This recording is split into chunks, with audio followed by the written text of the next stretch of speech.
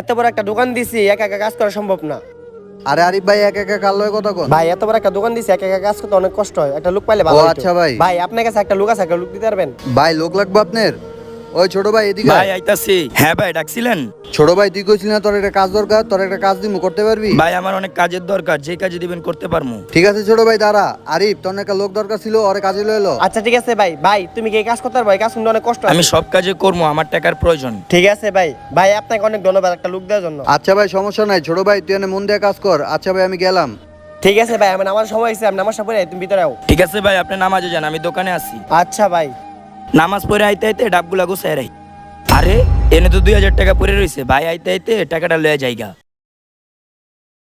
আরে ওই দোকানটা খালি রেখে কই গেল?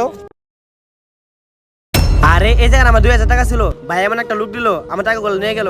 ভিডিওটি ভালো লাগলে চ্যানেলটিকে অবশ্যই সাবস্ক্রাইব করে পাশে থাকবেন।